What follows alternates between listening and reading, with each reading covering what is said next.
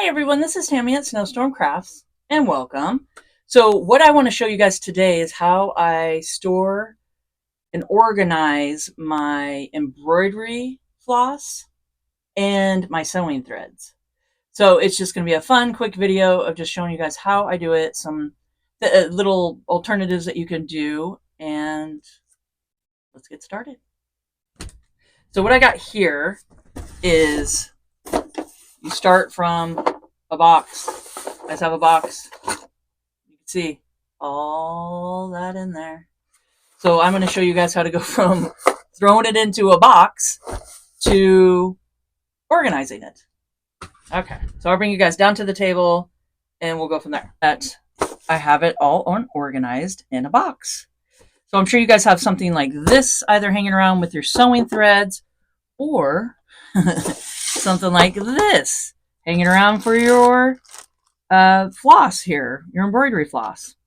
I'm going to show you guys how to go from unorganized to organized. Okay, so let's move these out of the way. Now for the embroidery floss, what I have is these fun little totes, if you will, and these are great to put your embroidery floss in. So what I have here is I got a couple of these already ready, and they came just like this, like 3 of them from Goodwill. So that's a great place to start. You can go look there and you might luck out and find some. So you got the Goodwill, Salvation Army, or, all those kind of like secondhand stores. Those are great. I got a couple sent from my mom. She's a quilter, and she sent me a bunch too. So what I have on here is that you can take these fun little, and I have a couple of them here, like I said, and I'm trying to find the little, here we go. So you got little tabs. Now this one is really interesting. So whoever owned this before had these tabs, the ones that, you have the little, that they come pre-made, you can buy probably on Amazon and stuff, and then you take it and pop your thread over like that, and there it is. So this person took one of these and traced it out on just a piece of cardboard. So that is a fun, cheap way to do it, is just make it kind of the shape of a spool, like a thread spool, pretty much in a way, and just make it kind of like the shape of that. And then you just take your embroidery floss here and pull it, wrap it, and voila. So that is a great way to do it. If you don't want to buy and purchase these, you could just go ahead and just cut it out of like a cereal box or,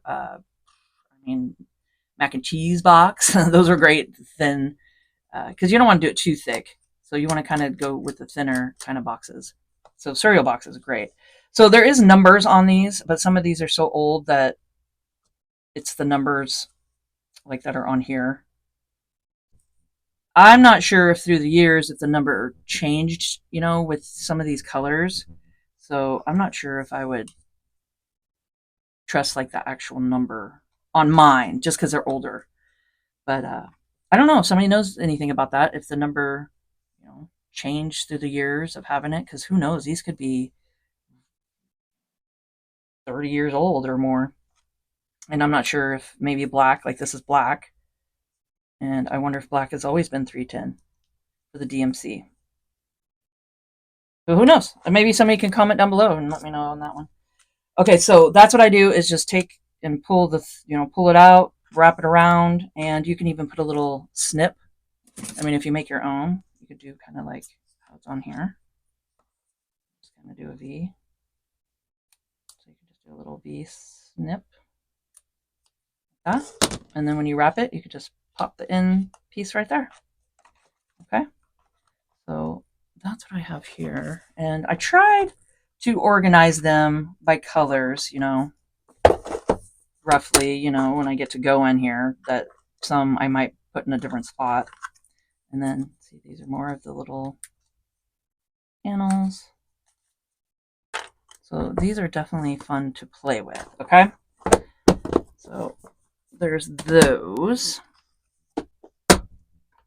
And now what I want to show you guys is some like a Tupperware. Tupperware works great. I got this from, actually it's my brother-in-law's grandma. She was getting rid of a bunch of stuff, and I was like, yeah, she was, a quilter and a stitcher and all that stuff. So she used this Tupperware that I'm sure is back from the 50s or so, and it's a great Tupperware. Uh, and I put all this in here. So this is Sue Spargo, and she's great. I love uh, all her threads and stuff. So that's what it is. It's just a Wonderfill Sue Spargo threads. So I have those on here. I have some of these in here, and I got my clips. So if I need any little clips or anything like that, some wool, just some wool pieces, some gold. So this is kind of my slow stitch little kit that I can grab. And the cool thing about this is, ta-da! This lifts off. I mean, how neat is that? So if you need this, you can just put this on your lap too, or store some fun goodies under here, which I have just a glue stick in case I need to glue some stuff down, some milliner's needles, a threader, some rubber bands, you never know, and yeah, so just different things. You can put my rubber bands over here, some more Sue Spargo, some more of the just little cotton threads here. Okay, so that's one thing you could do too, is a Tupperware. So just see, maybe Goodwill, find an older Tupperware, ones that pop up like this, and just have a fun little thing, or just some really just fun little Tupperware that you can put stuff in. So that's another way to store it. Okay, so those are all my hand stitching stuff. Now, if you do not have any of these at hand, another fun thing you can do, popsicle stick. So what I did with this one is I have a slow stitch kit that I send out in my Etsy shop. I'll put the link down below. You guys come check it out if you want to. And I got a primitive one and then a bee slow stitch kit. They're like little travel kits. And it comes with everything except for the needle. It comes with the thread and then all the fun fabrics. And I do coffee dye fabrics and different. So it's all fun. So what I did here is took a popsicle stick, wrapped the threads around it. I took my blade knife here, just a little razor knife, and I just did a little slit. Now make sure you're doing it on a cutting board and just keep your fingers back. So you just do a little slit on one side and the other side, and then it has a fun little place that you can pop your thread down so it doesn't come unraveled. So popsicle sticks are a great way to do it. And then you could just store them into your Tupperware and just have them all stacked up on your popsicle sticks.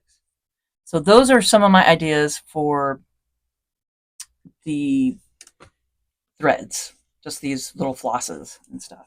So for the sewing thread, what I have is a fun wall place that I put it, and I will show you guys that now. So I'll show you here real quick. So this is how I store just my sewing threads, and it is really, really neat. It's a little like pegboard. I'll show you. Let's see here.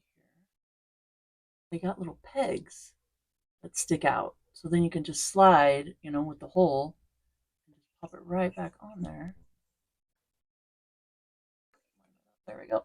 Pop it right back on and you got your fun little threads that you can work with. And I have it right here by my sewing machine, so I can just grab them and use them when I need it. And I hope you guys enjoyed this video.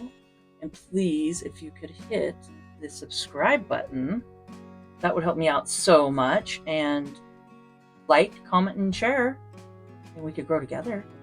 Keep on crafting, guys.